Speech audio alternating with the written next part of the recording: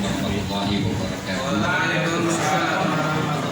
Assalamualaikum warahmatullahi jami'an.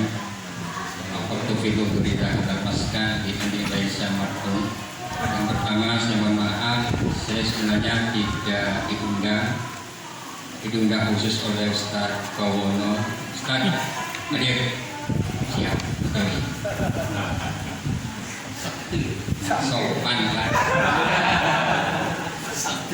Oh iya, disuruh-suruh. Perkenalkan, saya Henry Azhar Basir. Saya baru masuk 2 tahun ini diharuskan untuk kembali ke Ibnu Qayyim setelah melalang buana kesana kemari untuk membantu kembali bagaimana Ibnu Qayyim ini menjadi lebih baik.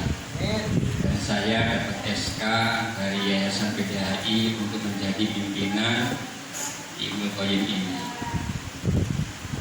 Putra saya mengajar di MA Bahasa Arab. Saya lulusan Gontor tahun 90, 16 tahun di Gontor, 6 tahun di KMI-nya, 10 tahun jadi gurunya. Tahun 2000 saya dapat kontak seorang pengusaha namanya Bapak Sukamdani Sahidito Sarjono yang punya hotel Sahid di mana-mana. Dia juga ada. Kontaknya adalah saya punya uang, saya ingin bangun pesantren. Langsung saya sambut, siap. Karena saya belum tahu lokasinya di mana. Ternyata lokasinya adalah di bukit, di gunung yang jauh dari peradaban. Orang situ saja takut untuk menyentuh tanah kita. Jadi bukit itu dibeli, gunung itu dibeli untuk dijadikan tempat akhir beliau. Ya memang menjadi tempat akhir karena memang beliau kedua, Bapak Ibu sudah meninggal dunia dan keturunannya ada di puncak gunung itu.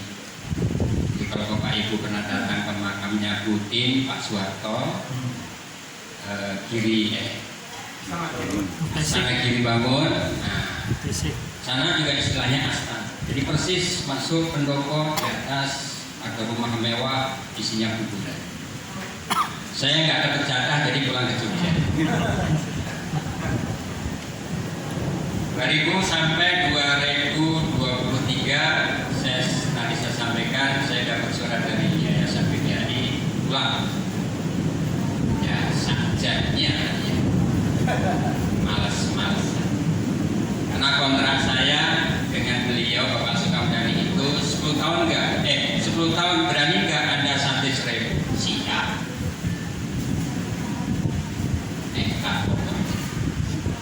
Alhamdulillah di tahun 2012-2013 santri mencapai 1.300, 10 tahun dengan bayaran 1 tahun 40 juta, bulanannya 2 juta di tengah hutan, nggak ada kiainya,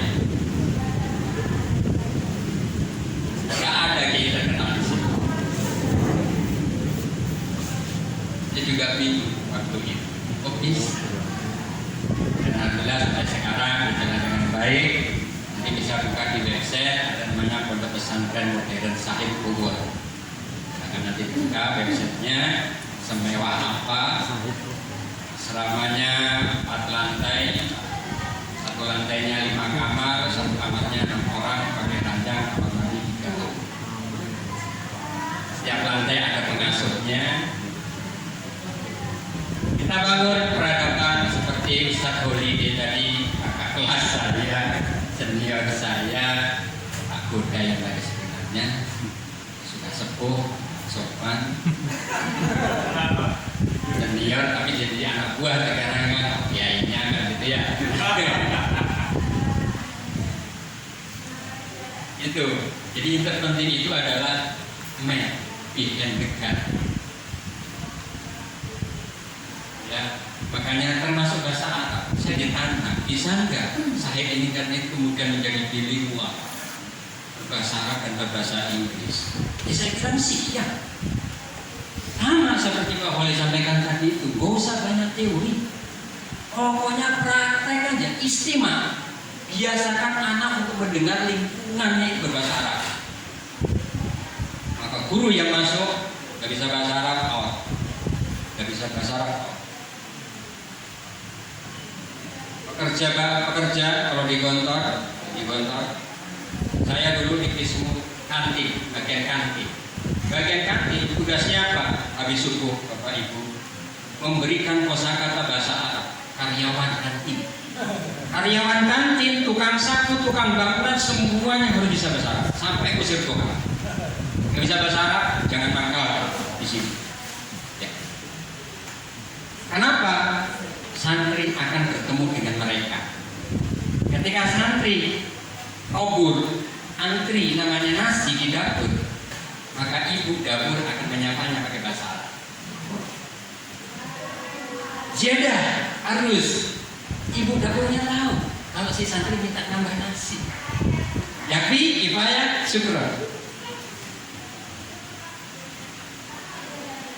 Milieu harus kita bangun Bapak. Jangan hanya dengan isolul maklumat, jangan hanya segera menyampaikan ilmu, mubadir. CP apapun yang oleh pemerintah dudukan, elemen apapun, alur apapun yang sudah diterapkan oleh pemerintah. Tapi kalau kita tidak menjadi media utama belajar bahasa Arab, akan terjadi. Pak boleh sampai mati dia pun. Aku tadi dengan kasih saya Pak boleh diberikan. Itu Bapak. Maka yang penting sekali lagi, kalau ingin meningkatkan bahasa Arab kita, ngomongkan. Itu aja kunci. Gak usah sarjana, sastra, gak usah. Gak perlu. Buktinya orang Arab dari bayi punya gak sekolah juga bisa bahasa Arab. Aku pakai S1, S2, S3, sertifikasi. Ya kan kita juga begitu, dididik sama ibu kita, kan ibu kita juga bukan sarjana. Gak usah pakai teori, kurikulum merdeka, CP-nya apa, elemennya apa, TP-nya apa. Administrasi guru sekarang itu. Elemen bahasa Arab salah satunya adalah istimewa. Oh, gurunya aja nggak tahu kok mata pelajaran yang masuk istimewa itu apa. Iya. Ini perkenalan dari materi kan? Lanjut. Karena saya merasa jadi senior juga di sini ya. Jadi guru dari tahun 90 sampai sekarang bahasa Arab terus. Pengalaman saya di Gontar, pengalaman saya di Mukoin, pengalaman saya membangun sebuah pesantren sana kuncinya milih. Beliau tidak tercipta, akan terjadi. Language is the habit will make you. Nyanyi Pak Wali bahasa Inggrisnya. Bahasa itu kebiasaan. Kalau sudah kita biasakan akan membentuk kepribadian. Lali, lupa. Ketika ngomong sama ibu ke bahasa Arab, ya assalamualaikum, kefal. Ibunya gantian bingung. Ngomong apa boleh? Kenapa? Si lidah, lisan, mulut itu sudah terbentuk oleh kebiasaan. Makanya di kantor itu tahun pertama jadi anak gila. Ya, kenapa? Mengucapkan sesuatu yang dia tidak ketahui. Pokoknya ikutin, pokoknya tiru. Maaf, ibu bapak, anak kita. Apakah ketika kita ajari mereka paham? Ingat, secara psikologi anak 0 sampai 7 tahun anak itu hanya merekam, otak belum berfungsi. Psikologinya, guru-guru. Jangan paksa anak SD untuk berpikir, tidak boleh. Rusak. Ketika namanya otak anak itu rusak, maka akan kita temukan siswa di kelas pasti gak mau belajar ketika SMP atau SMA. Temukan TP, mentok otaknya, bosan. Apalagi anak kita sekarang umur 2 tahun sudah dididik apapun. Maaf, itu rusak. Kecuali